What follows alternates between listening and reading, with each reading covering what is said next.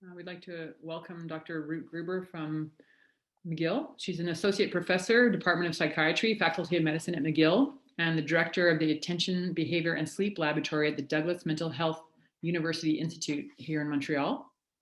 Welcome to our session, Parenting in the Pandemic, presented with Learn.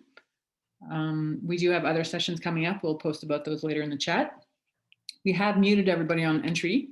And we're going to ask for you, when you have questions, to put them in the chat. And my colleague Ben will make note of those questions and we'll ask them at the end of the presentation. So thank you for joining us tonight. And thank you, Dr. Gruber. Please go ahead. Well, thank you so much for having me, and thank you everybody for joining us. It's a pleasure to be here. And what I'm going to cover, if I can go to my next slide, I'm going to start by just talking about generally what is healthy sleep, and then more specifically characterizing how teenagers typically sleep. And then we'll see or ask, why does it even matter? Why are we spending this time now talking about it? If it's a problem, how can we fix it? I'll talk a little bit about what I've found so far that has to do with COVID in sleep. Talk a little bit about some strategies to support adolescent sleep health, and I'll try to do it so that it would leave enough time for your questions. So if I talk too fast, you can let me know in the chat and I'll slow down. And with regards to questions, we'll try to take them in the end. So starting with sleep health, or what is healthy sleep, if I were around you, I would have asked you, because I think some of it you already know. You don't really need me to tell you what is healthy sleep. And I don't know if I can see the chat, but if I were to walk around, like ask you, make the round, I'm assuming you would have arrived at the same things that I have here. So good healthy sleep means we get good amount. So the duration of sleep will be one aspect of it. The timing of sleep is relevant. When we feel ready to fall asleep, when we wakes up, should somehow be in a way that makes it and allows us to get the amount of sleep that we need at the right time for whatever it is that we need to do. So if I can fall asleep only very late, but I need to wake up early to go to work, then I have a little bit of a challenge. So timing is important. I can get plenty good sleep, perhaps at the right time, but if it's not of good quality, again, it will be a problem. If I wake up a lot, if I'm not able to fall asleep, it will be a challenge. So quality is important. I want to be able to be at the right level of arousal when I get in the bed. Too much, too little is going to be difficult. And then it has to be consistent. Sleep is part of what is called circadian rhythms, which means like things that our body does at the same time over and over and over again. And this is what keeps it healthy, the rhythm. So sleep is one of these things. Some of the rhythms that we have, we don't really know, or we're not aware of them, like some things related to our blood in our heart. We have a lot of circadian rhythms in the body. Sleep is one of these things that we're more aware of. And it has to be consistent so that the duration, the timing, the quality could be sustained. So if we know that these are some of the key features, let's see what happens in adolescence. Adolescence is kind of unique in a lot of ways. And I'm sure if you have a teenager at home, you know they're precious, they're special, and they're not always easy. And they change. And one of the things that change quite dramatically during this period is their sleep. This is a chart that you can see online. It was created by the National Sleep Foundation in the US, but there are other charts like this. And what it shows is how sleep needs, like the amount of sleep, the duration, change as we develop, with very young children needing a lot of that. And then we kind of plateau in the direction of 7 to 9, 7 to 8 hours as an average. So in terms of adolescence, we know according to this, and it's not precise, and it's important to know we have a lot of individual differences, but by and large, we say they need 8 to 10 hours, which is already a wide range. So, sleeping 10 hours versus 8 hours is not the same. And people are different. Some people could need a bit less than that, more than that. This will be the general amount we would consider it to be within the norm or the recommendation. So 8 to 10 hours in this age. We know that what changes in their body has to do with their puberty. So puberty kicks in, and along with this, what has been observed now across many cultures and many places is that their sleep time becomes more delayed. We see shift in their biological clock. So if pre-puberty, when they were not teenagers, they were able to kind of get in the bed and fall asleep around 9, now it will be really hard for them to do because they're not sleepy yet. Their clock is not ready to go to sleep. When we go to sleep, we have, our body has to switch from day mode to night mode. The way it switches is we have this hormone called melatonin that is being secreted, typically when it's dark outside. And this is what kind of pulled the trigger on our body getting ready to sleep.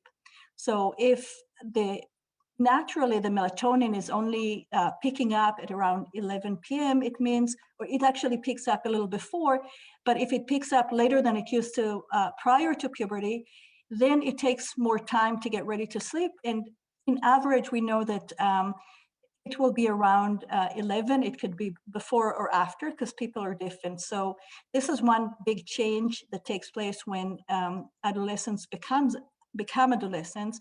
And this also means that because they go to bed late, but they still need this 8 to 10 hours, their preference will be to stay in bed and to sleep in the morning because it's how their body works. So we know this is biology, but then this is life, right? They might be shifting toward late bedtime. They might want to wake up late, but school starts when it starts, and they have to get up when they have to get up, which means that there is a little bit of a conflict here between their physiology to what we expect them to do. And what this does is it gets into this vicious cycle that is very common in adolescence. We have late bedtimes, they do not get enough sleep, so they're very sleepy during the day. And if you ask their teachers and if you see it yourself, sometimes it's really hard to communicate with them before like noon because they're just not awake. They're both sleep restricted and their clock has not started kind of kicking in.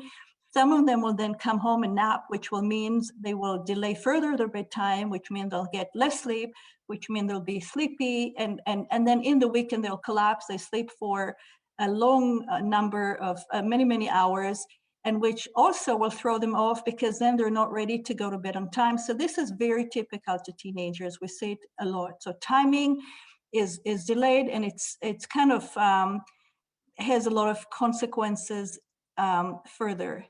Now, we know that it's not just puberty that we see here, delayed sleep phase that delay their bedtime. We know there are many other issues that are more unique to teenagers. They start being way more socially active. So there is a lot of social life and activity they want to be able to participate in. They do way more caffeine use or misuse. They will have sometimes part-time jobs. So they have a lot more things going on. They have a lot of academic pressure, and they have this delayed physiology, all of which combine against them in the sense that it makes it hard to fall asleep at night. They have a lot on their minds and they're not ready to sleep. They have to wake up early. They're sleep deprived. This is how it goes. So this is very, very typical to adolescents. So if we go back to what we discussed at the beginning, we know how much average they would need, remembering individual differences. We know the timing now is kind of shifted 2 hours later than before, which leads to a lot of issues with not getting sufficient sleep during the week. We know there is more arousal at bedtime, given that they are busy, they're preoccupied, they have a lot on their mind, they have academic pressure, so quality is impaired. And then given this pattern where they're sleep deprived during the week and they're catching up during the weekend, there is not much consistency. This pattern is called social jet lag. It's like when we travel to a different time zone and there is like 2 hours difference between where we are and the time, like the destination. It's kind of similar to what happens in adolescence life, just practically every week. They travel between the time zone that applies to their school days into the travel zone that applies to their weekend, and their body gets constantly confused because it's not used to switching between time zones like that. It's like if we had to travel to work every week between Montreal and let's say whatever it is that is 2 hours difference from us, it was going to be very difficult on our bodies. So sleep is a challenge in general. In terms of teenagers in Quebec, we conducted a study. This is a few years ago. It was before COVID, and I'm sure you've seen this type of thing with your kids at some point, and teachers could relate to it a lot. So if you have teachers in the audience, I know you've seen it before. And remember, they need this 8 to 10 hours. In our study, we use this device. It's called actigraphy or ActiWatch, and it's just an accelerometer. It measures sleep based on movement. So it's a little more objective than when they tell us when they wake up, when they go to bed.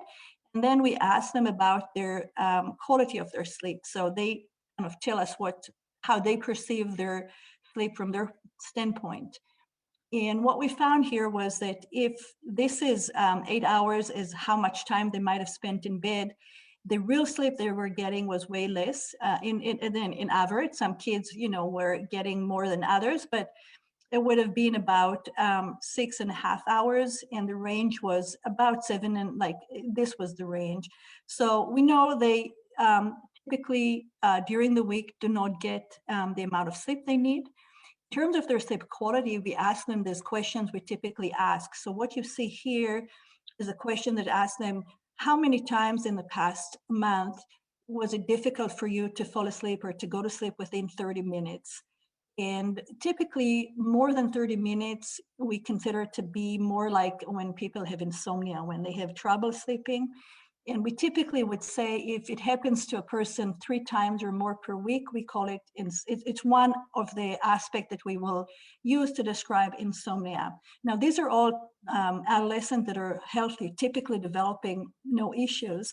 And you can see here that about half, so 27% plus 23% of them told us that they had hard time falling asleep either 3 or more times a week. I'm sorry, I had to look at in this direction, or once or twice a week. So 3 or 1 or 2 times per week, about half of them were not able to fall asleep within less than 30 minutes. So it means it's not an easy thing for half of this particular group. How many times did you wake up in the middle of the night or early in the morning and were not able to go back to sleep? So it's the same type of scale. And you can see here, again, 22 plus 14. So about a third of them had quite frequently had hard time staying asleep during the night or waking up early in the morning. And then this is another question that we ask, how frequently was it difficult for you to function during the day, like when they go to school or whatever they need to do because they were too sleepy? And you can see here, again, about a third said it was quite frequent. So what this told us is that there is a large proportion of teenagers, in our schools that really do not get either sufficient or high quality sleep. And this is, again, not a population of students that had any kind of, physical or mental illness. It's just the common, typical teenagers. So if we go back to how we define healthy sleep, we can see that in terms of adolescent sleep, it's in terms of duration, it's mostly too short. It's mostly delayed, so it makes it hard to get to bed when they're sleepy and to sleep as much as they need. And quite frequently, they had a hard time to keep, the arousal level so that they can easily transition to sleep. And certainly consistency is hard because of these differences between the week and the weekend, and how they're so sleep deprived that they have to catch up. So a lot of challenges just by the virtue of their developmental stage. This is not because they're having like big problems or they're bad people or problematic. It's just because there is a kind of a mismatch between what we do and how their physiology is programmed and how their emotional development is going. So then we can ask, so why does it matter? It's just sleep. So why does it matter? Because we know that sleep actually is directly related to some of the most important things we can think about when it comes to children and adolescents, and also adults, actually. We know that when people are sleep deprived, and it's not just sleep deprived, when we have some sort of, we call it inefficient or disrupted sleep. So it could be insufficient, it could be poor quality of sleep. We know that it's going to have all these impacts, and we know it about ourselves. When we had midnight, we didn't sleep well. It's hard to pay attention. It's hard to remember stuff. It's hard to not be reactive and impulsive, because it's hard to regulate emotions. It's just how we are when we're not getting good sleep. So sleep is really important for cognitive, behavioral, and emotional functioning.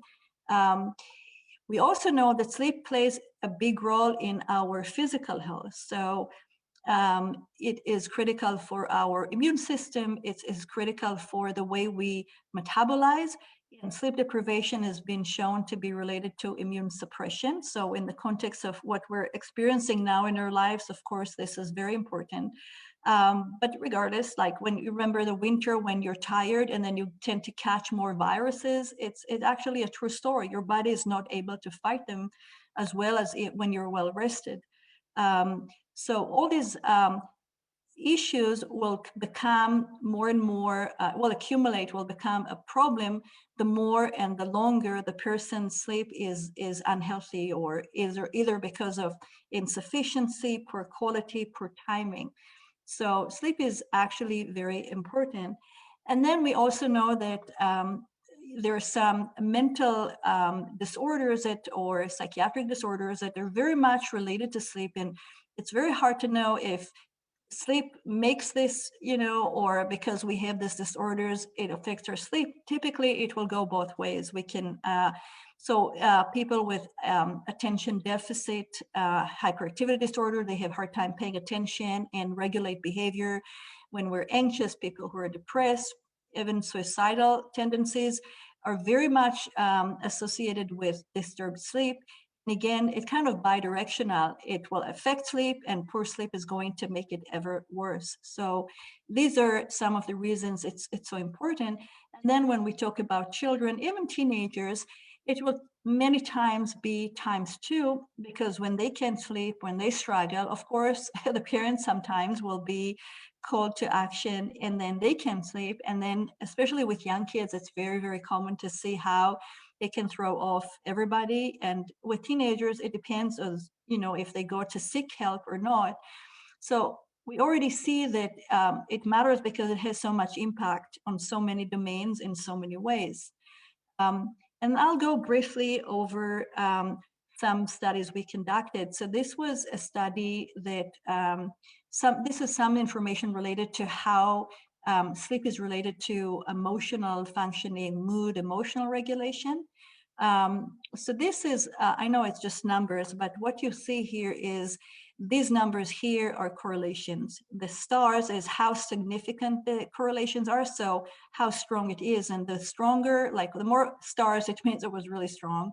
This is the number, which typically we say it's very, two things are very much correlated, strongly correlated. If they're, this will be a kind of a moderate correlation, 0.30, and then this 4750 is extremely strong. And what you're seeing here is connection between the self-reports of the student that I showed you earlier when they say they can't fall asleep or they wake up during the night. This is poor sleep quality as they perceive it.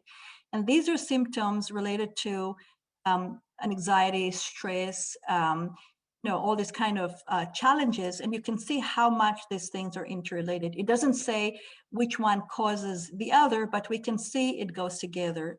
So this is one aspect of the data that from the study that I shared earlier. And then this was another study with younger children. This is an experimental study. So we said it's not enough to know that one thing is associated with something else. We want to see what happens, like how is it really related to sleep in any shape or form. So what we did here, we had, this was school-age children, and we measured how much they sleep. So we looked into their sleep duration. And then we had two different conditions, one in which we asked them to extend their sleep, and the other one in which we asked them to sleep less, so to restrict their sleep. What you see here, it was what the teachers observed in class as it relates to their the way they reacted emotionally, and how much they were impulsive. So it's more in the context of mood, emotional regulation. All of these kids were normal, typically developing, healthy. So nothing here is above, like it didn't, nobody is outside of the normal range. But what you can see here was that when they extended their sleep, then their emotional ability and restless impulsivity went down. So it means higher means it's worse, going down means it's better. So you can see when they were able to get, and it wasn't a big extension because we can't just extend forever. And it doesn't, we don't think that like the longer, the better. We think longer than being sleep deprived is good. And the extension was about 25, 24 minutes average per week. So across the week, it wasn't a huge extension, but it was significant to be having impact on how they behaved in school. And remember, the teachers, they didn't know what the kids were doing, if they're extended or restricted. So this was at baseline is the blue, and then this was after they had this small cumulative extension. So you can see that it really improved. It had positive impact. And this was the group that restricted sleep. So you can see the opposite picture. They started here, and then their reaction were deteriorated. Again, not outside of the normal range, but quite significantly. So between this three, last slide, we can see that sleep and emotional regulation, mood are very much interrelated, and that sleep definitely affects how children are able, better or worse, to regulate their emotions. Then another set of studies we did, we looked at sleep in the context of their grades, because we said sleep affects also cognitive functioning.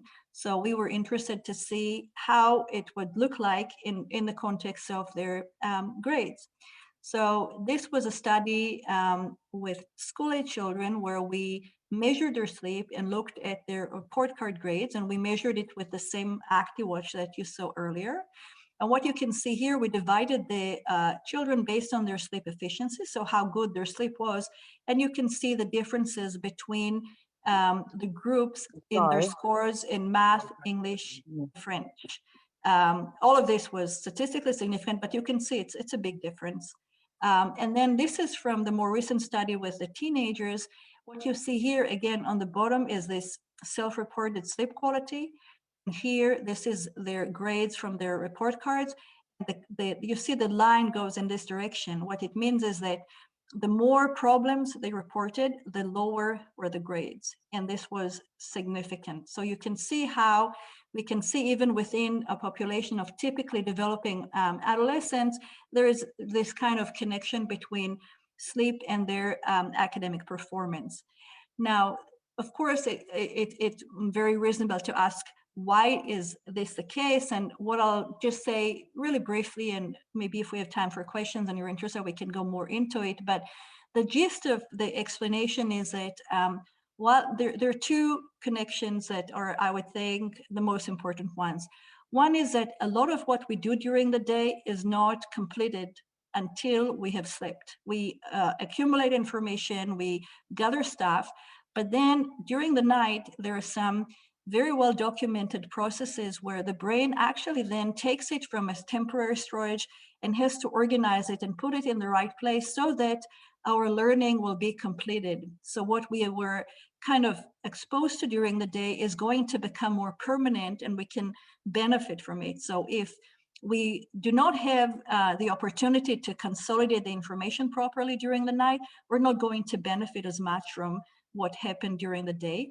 And then when we're sleepy during the day, we cannot really absorb the information well enough. So it affects us in both ways. When we receive the information during the day, we're not able to receive it well. And then during the night, we're not able to process and organize it well. So this is one set of processes that underlie some of what I described in this context of sleep and cognition. In the context of the emotions and the moods, what we know is that the way we regulate emotion, like if you're something really annoying happens to you, and you want to not react in the moment, so you don't just do something and then you're regretting it, you need two pieces of your brain to talk to each other. One is called the prefrontal cortex, and the other one is called the amygdala. Amygdala is when we react emotionally, and prefrontal cortex is what stops us. It's like the responsible part of the brain. And these connections are not working well when we're sleep deprived. So what happens is we tend to react. The amygdala takes over, and the prefrontal cortex is kind of not able to do its job. And this is what we see when we see this kind of more reactivity and lack of regulation. So these are some of the things that happen that requires sleep, either to be completed or in order to recharge the parts of the brain that need to work so that we can function well. So this is why it's so important. Now we'll ask, so what can we do? How can we improve it? And of course, there is a lot to this that we can do, but where we would want to start is remembering that sleep in the end is part of the lifestyle that we have. It's like what we do every day that determines how much sleep we're getting, if it's good or bad. So when it doesn't work well, we can go back to the beginning, the basics, which is what are the habits or what are the things that we do, and try to improve them. How we can do it, it's hard with teenagers. They don't really want to listen to what we are saying quite frequently. But then if we can get them at least to understand the reason, the rationale, and get some strategies, either ourselves or in school, then there is a chance they might be able to actually make some changes in what they do. And another thing we can do, given that we know that a portion of this is caused by when school starts, we can really try to advocate for changing school start times so that it's a little bit later, so that it's better suited to their physiology. So these are some things that we can do. In terms of the work that I've done quite a lot of work with different schools and school boards in Quebec. And what we did, you can see here, this is Joanne. She's one of my partners. And when I say we, it's me and Gail Somerville and some other teachers and administrators in the Riverside School Board and in LB Pearson.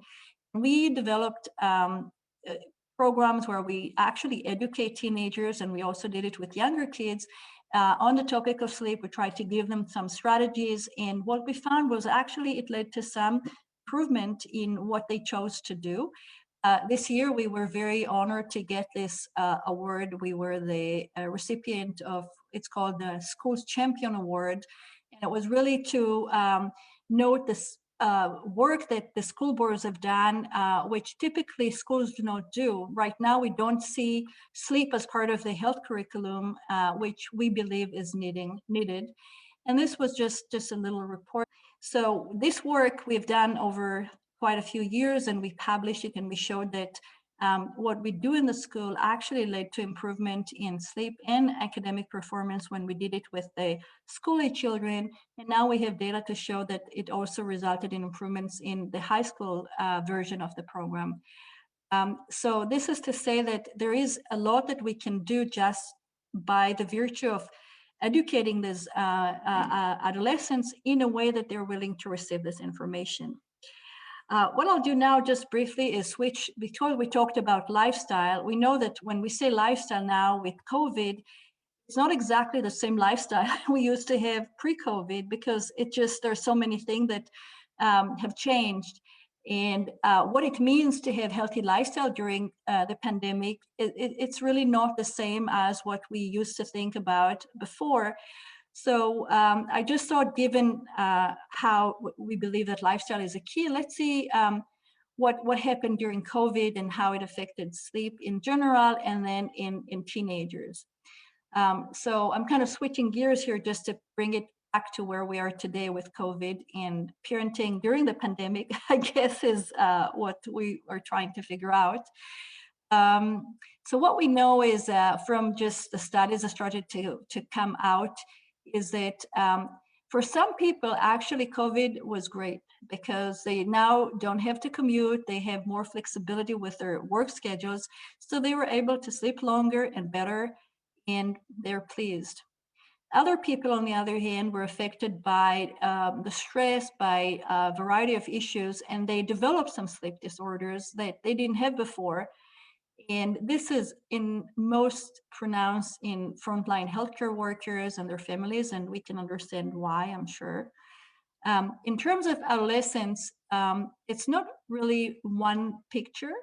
What we found, and I'll share it in a second, and other people found, is that actually many of them sleep longer and better because they can really now, if there is a school shutdown, now maybe if they're back to school, it's back to the beginning, but at least as long as they were able to study from home, they were able to sleep longer. It doesn't always mean the quality of their sleep was improved, but this is one finding that we found, and other people too.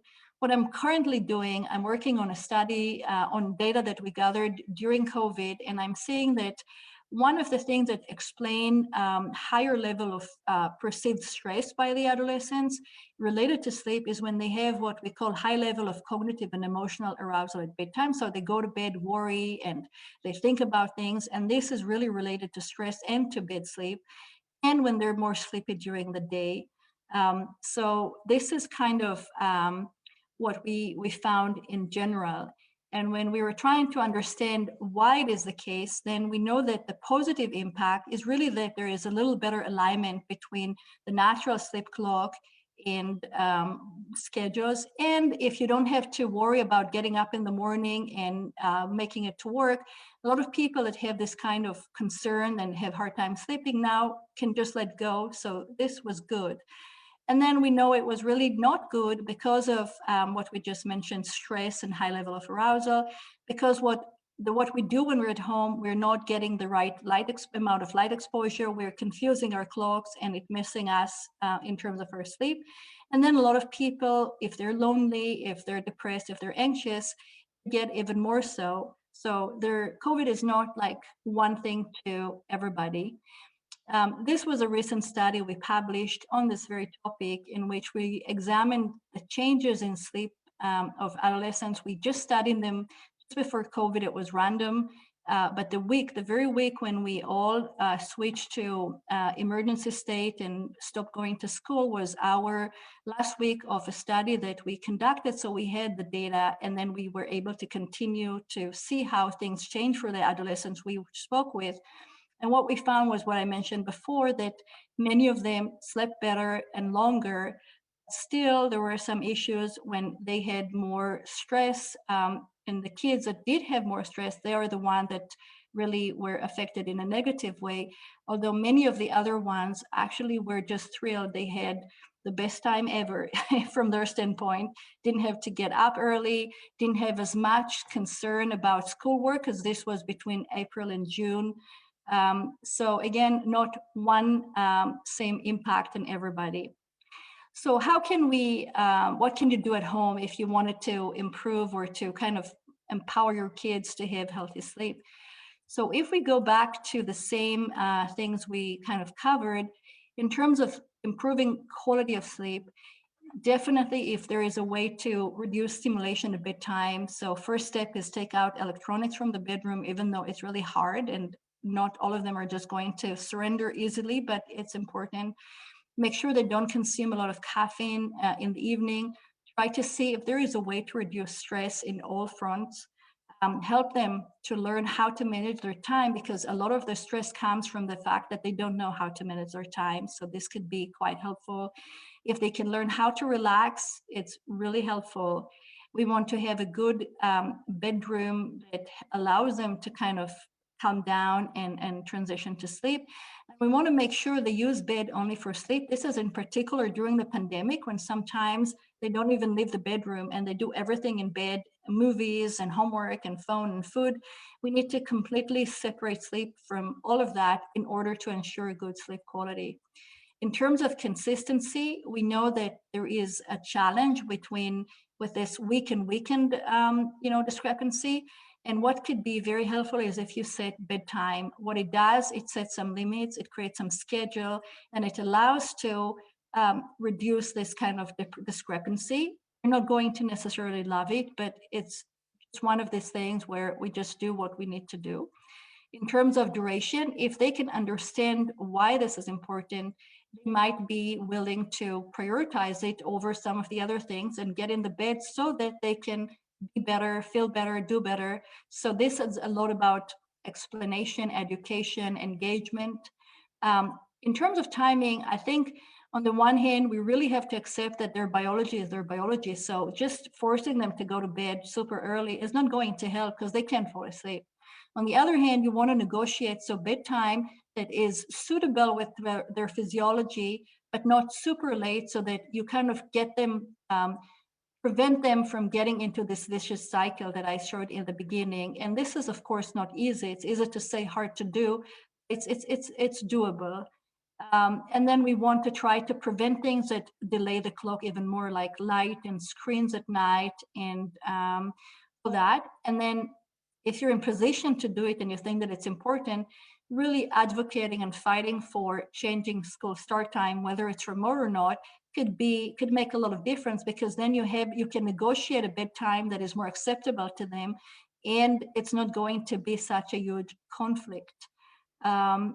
Another thing is really to do this, reducing light exposure during the night, increasing exposure to bright light and to going outside. It's just physical stuff that is going to help the biological clock.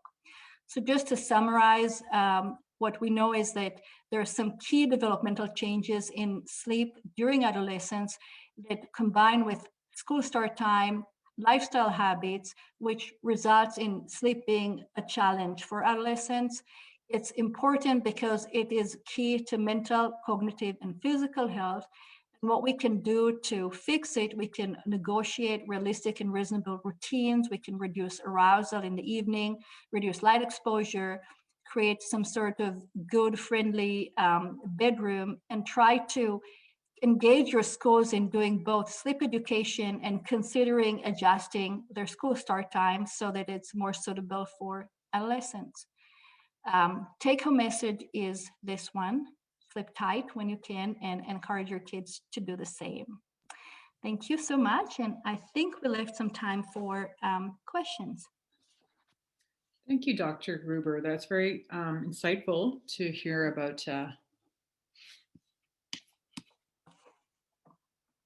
Thank you to hear about your research. I will just see what questions Ben has collected from the chat.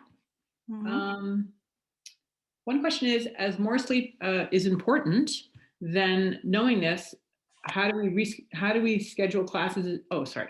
It says, why do we schedule classes in the morning and exams in the morning? So I think you did touch on that point. I think parents were feeling quite strongly in the chat about, how can you advocate at a school? I think what part of your research was at a school, I think Harmony, that has a late start time. Do you know how they were able to? Oh, the schools I worked with, they have not. I mean, the only late time was more during the pandemic, because they transitioned to remote teaching and they changed the schedule. So I don't think they did it because of anything. It just what worked in the context of their adjustment to the pandemic. But what happened was that it was so good for the student. They loved it because it was just the right amount. It was not like noon. It was 2 hours later than normal, which was just a perfect match for, this is why we call this study a natural experiment, because it just happened. It was very, very positive in terms of its impact. How to advocate is a big question. I think Quebec now, actually the education ministry transitioned to giving parents more power. They are kind of aiming to reduce the decision-making power of school boards and move it more into the hands of principals and parents. So I think parents have a lot of opportunity at the local level. I think it will be kind of school by school. I don't think it's going to be something that will come from the ministry. But I think if parents are active, they could maybe influence the ministry, but for sure they can make an impact in their own communities. So I would strongly recommend it as your starting point. Can you speak a little bit about your Sleep for Success program that you brought into schools? Was that around bringing like sleep hygiene and sleep awareness to the curriculum? Yes, so what we did, we started it with elementary schools, and now it's kind of what we're doing with high schools. And we developed content. So for the younger kids, we really invested a lot in making it very appealing to the children, that they can really relate. And the main things were to reinforce really good sleep habits, just what I said here in version that was more appropriate for younger kids. So this is what we did first. And now what we've been doing for several years is the same thing, but in a way that is appropriate for teenagers. So we don't have cute characters. We integrated into some of their classes. We have teachers that choose to work with us, and we kind of train them, but then they teach the children. And the main thing is we integrated into regular teaching time. So it's not like anybody, the teachers or the students, have to come after school or anything. And we integrate it into whatever the teacher chooses to do. So right now we're about to start one round of intervention, and it's going to be part of science class. Last year it was part of their French class. So the teacher can modify it based on what the teacher is teaching. But the content is, what we try to do is to explain how sleep works, so that they understand when we ask them to pay attention to different things and make changes, they can understand why this is needed. And then we try to bring it down to really a few concrete things that they can observe in their own sleep and change. So this is kind of what we're doing. Definitely. Can you just speak a bit to some of your research? I remember devices is always like a controversial point between parents and teens, let's say. But that some teens did find comfort with devices, given the pandemic, given social isolation. So Right. sometimes it was a plus as opposed to something that should be taken Right. away. What do you think of that? Yeah, well, I think, if ever it was more complicated, it's now, because we know exactly like what you're describing. On the one hand, everything now is done on devices, and we want them to socialize. We want them to have some entertainment. And then at the same time, what it can do is, for two reasons. One is the physical part of it, where we're exposed to screens like what we're doing right now, in fact. And what it does, if we do not have like blue light filter, or if we don't dim our screens, we are exposed to bright light, which suppresses melatonin, which means it's going to make it more difficult for us to fall asleep. So this is what happens with adolescents and screens in the evening. So my personal take on this is that you want to, one, minimize the physical part of it, and then there is this stimulation, arousal. So I think you should allow it to some extent, and I think they need to be able to understand how to reduce the negative impact of the light exposure. And I think this concept of some time before bed where you wind down and you have a sleep routine is kind of a barrier between the sleep and the devices. So I know it's easy to say, hard to do, but I think this is kind of what you would want to aim to balance. And for the idea of going outside to help your biological Yeah. clock, does that still apply in winter? Yes, as much as possible. And if you can't, there are two things you can do. One is, for sure, you can sit next to windows and all this, as like be conscious of it. But there's now a wide range of like light bulbs and light lamps, and like everything. You can put it on your desk, you can put it wherever, and it tells you what light intensity it is. So I personally, myself, and I recommend it to a lot of people, to make sure to get some of these things, and then you time it so that you have bright light during the day. Even if you can't go out, at least you have this exposure to bright light. And then you want to be able to dim it in the evening so that you have the ability to switch it based on the time of day. And what it does, it helps you to get the right amount of light exposure, and also to create this, we call it amplitude. So difference between the light during the day and the light during the night, because it's partly what our body is going to respond to. So even in the winter, it's not a problem to do. And then ideally, if you can go out, there will be some bright days in the winter, and it's really good. But I know some people can, do it, some people cannot. So there are some alternatives to that. And I saw somebody in the chat asking about white noise and music. And there's no consensus about it, but I don't think it will necessarily impair sleep. It's the only problem is sometimes it comes from their devices, right? So how do you do it without then allowing them to play on this or to have light on them when they listen to it? It's kind of a challenge, but I don't think by itself it's bad. If this is what it's kind of, they associate sleepiness with this, it's fine. It just, you don't want it to do both, help them but then also interfere with them. And sometimes it's very hard for all of us, but mostly I would say kids and teens, if you have the phone as the source of the white noise, how do you then not check what's on there? Or I mean, how do you really differentiate? So I think this might be the challenge, but I don't think there is anything wrong about it per se. And what do you think about naps? I mean, I know there's the vicious cycle where they're always playing catch up, but do you think naps is a positive? Yeah, this is another key question. So naps, there's several quick answers. So first of all, it depends on when and for how long. So long nap in the evening is going to be quite detrimental. In order to fall asleep, what we need to be at the right timing. So our clock needs to be ready with this melatonin. So we need to be able to get sleepy.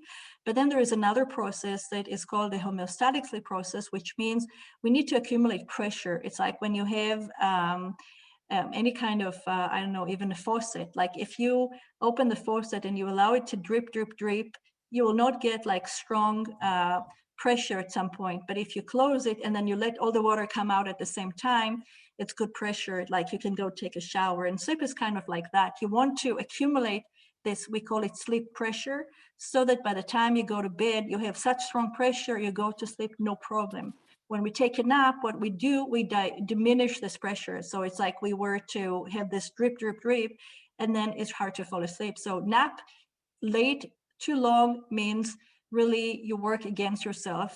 If you feel you need to nap, also you want to ask yourself why. Like if you get sufficient amount of sleep during the night, you might have a little bit of a load during the day, but you don't need to be like really needing a big nap. So you want to ask yourself, am I not sleeping enough? Do I have a sleep disorder? This is one thing to consider. Assuming everything is good and you just kind of like to get a little boost, I would say on the early side of the day, up to 30 minutes, like power nap, probably is not going to be detrimental. And then we have two types of nappers. Some people will nap and they will feel great. Other people will nap and it will take them an hour to just get up and wake up because they'll be very groggy. So again, depends on what kind of napper you are. So bottom line, it all depends. Time of day is critical, not too late, not too long, and then depending on your style and how is it going to either disrupt or improve how you're functioning. So, you were saying like 11 p.m. was the time for teenagers that their bodies kind of shifted to that time. But what do you think about a teenager who's about 18 years old falling asleep at 4 a.m.? What would the uh, impact be for that? And without regular school schedule, the motivation to get up is not really there. yes, it's called, probably it's what we call delayed sleep phase, which means it could be so most adolescents will become more delayed, but people that are not able to fall asleep before a certain time and then they're very sleep deprived in the morning might be meeting this the criteria for delayed sleep phase, which is just that. So people that can fall asleep, cannot wake up on time. It could be motivational, it could be physiological. Sometimes it could be the combinations that I'm not motivated because I'm just not able to wake up before noon, or I'm not able to wake up before noon because I don't have a reason to wake up. And it could be like really bi-directional. So in any case, I think when it comes to this situation, it will be good to try to seek help, to get somebody to see what's going on, if it's the late sleep phase, if there is some depression, and then to start from the beginning, which is to try to help the person to advance her sleep phase, and to also see if there is any kind of mood issue. So this, I think, is more complex than just like a little bit of sleep education. We want to do good assessments so that we can help this person. Yeah, I feel like that's more common. I hear a lot of stories of that during the pandemic, teenagers staying awake late. So there's a question here about an 11-year-old with ADHD. He's given 5 milligrams of melatonin 2 hours before bed. What is your opinion on the long-term effects? Yeah, it's a good question. So actually, I was just attending a conference this weekend, and this was the very topic, one of the very topics. And we don't have necessarily a lot of good data, but from what we can see, we don't see negative long-term impact. I mean, we don't measure everything, so I can say for sure it's all good. And we also know melatonin is not regulated properly, so we don't, like, the problem with this is when you go to the pharmacy and get 5 milligrams of melatonin, if it's different brands, it might mean very different things. So with all this being said, we don't know of like negative long-term impacts. And so I wouldn't say that it's bad. The problem with this could be sometimes that it just does not address the real issue. I mean, because sometimes you go to the pediatrician and this is what they know. So they just prescribe melatonin, but it might be that there is something that could be better. It could be, it has to match like the need. It's very common in children with ADHD, and again, we actually think it could be quite helpful. So I would not oppose it. I think it could be quite helpful if done like the right way. Thank you. There's a question that says, my 16-year-old wants me to ask about why she's so groggy in the morning after 8 hours of sleep. Well, some people have what we call it sleep inertia. It just, some people are like that. It takes them more time to get to get up, like to be awake. And it's some people would call it like sleep drunkenness. Like you feel like you're like hanged over, and it's just physical things. So it could be that it's just the way she is. Another possibility, if she thinks, and this applies to everybody, if you feel like you've been in bed and you slept for 8 hours, but you wake up and you're not well rested, it might be that there is some sort of undiagnosed sleep disorder. So for example, there could be something called sleep apnea. If somebody snores, it's a good reason to assess it, because they will not remember their sleep was fragmented. From their standpoint, they slept, but their sleep was really not good enough. So this would result in them spending that many hours in bed, but not feeling well rested. Another undiagnosed sleep disorder, sometimes comorbid, goes together with ADHD, is called restless leg syndrome. Same thing, it could be that the sleep is diminished, but the person is not aware of that, then wakes up and not feeling well rested. Last thing to consider could be sometimes narcolepsy. People are not aware of that it's actually not as rare as we would think. And this means that the person always feels very, very sleepy. What the question sounds more like this kind of being like drunk, like this sleep drunkenness in the morning, which if this is the case and there is no sleep disorder, it's just the way the person is. It's not bad or good. It's just how they wake up. So it's important to try to make this distinction to know what it actually means. And wouldn't it be a question of, are you waking up with an alarm clock? Because perhaps that's disrupting you from deep sleep, like that you're not sure what your actual requirement is, if it's an 8 to 10 scale, like to discover what that is for you. Yeah, this is a really good point. So what we would want to know, like, how do you know if you're getting the amount of sleep your body needs, knowing that there is such a range, right? It's a really good question. So I would say the best way to do it is like what you said, you experiment, because there's no prescription for that. I mean, all these guidelines are really just very general. So if you want to test your own ideal amount, what you want to do is first kind of get over your sleep deprivation from the week, so that whatever you find is not because you were just so sleep deprived. And then if you can have 1 or 2 nights where you really follow your body, so you go to sleep when you feel sleepy and you wake up whenever you wake up, this gives you an indication of what is good for you. Sometimes, or many times, when we wake up with an alarm clock, it might not be that the deep sleep versus not, but more that you just have not slept as much as your body really would like to sleep. And if you were able to just wake up when your body feels ready to wake up, then you would have felt better. So I think this is just a simple experiment you can do, and you can get your answers. It's kind of, you'll discover it. It's kind of cool. There's a comment that says, I think it would be important for the researchers to approach the education minister with this information and ask for a 10 to 4 school day. Minister is always interested in better math and academic results. Well, thank you. I could not have agreed more, except unfortunately, it hasn't happened. So recently, after this study that I described, I actually published an op-ed at the Globe and Mail on this very topic. and kind of was trying to advocate for this. And I sent information to the Minister of Science of Quebec, who personally gave it to the Minister of Education. And the response that I got was no response ever. So I would love for, this is why I believe that if more people will join, I'm like, doing this work and people see me as more fanatic on this topic. I just think it's a practical, pragmatic thing that could make a big difference. So I think this is why I believe parents could have a lot of influence, and I'm happy to work with whoever wants to work on this. I'm happy to share, the information. I've already prepared it. And maybe it wasn't good timing. They were so busy with the pandemic, they didn't have time to think about more stuff. So maybe it would not hurt to try again. I do believe that it's an opportunity now because everything in schools is changing, right? We don't have normal school life. So maybe we can take advantage of it and now also make some changes that work in favor of the kids. This is kind of what I was trying to advocate for. We need to change things. Why don't we just do it in a way that does something good and get the older teenagers to come to school later? You want to have less people in the schoolyard, just split them and get the older kids to come later. But so I'm happy to try again. I'm happy to share this, and I believe it could make a big difference.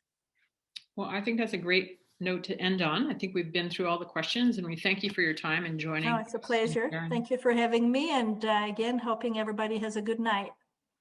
A good night's sleep. Yeah, a good night's sleep. Thank you, everyone. Bye. Thank you. Bye.